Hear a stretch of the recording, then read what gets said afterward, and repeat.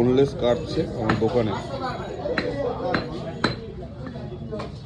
আর এই যে হাড্ডি,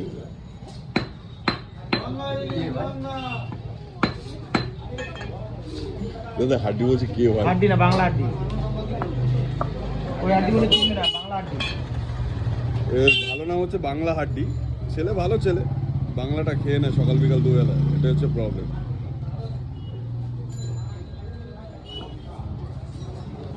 মালিকের মুখটা রিভিল করা যাবে না, কারণ অনেক টাকার মালিক তো। ঝেড়ে ফেলে দিলে মুশকিল আছে। হ্যাঁ লিভার মুখ দেখানো যাবে। হ্যাঁ, লেবা আর রাস্তায় পড়ে থাকে, ওরা দেখে ফ্ল্যাটের পাশে চুপচাপ পড়ে আছে, গাটারের পানির মাথার সামনে দিয়ে চুপচাপ শুয়ে আছে।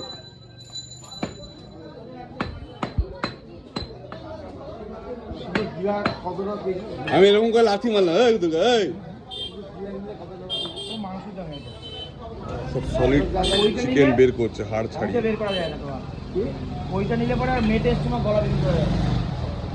আচ্ছা আচ্ছা, পাক দিয়ে আছে, পাক দিয়ে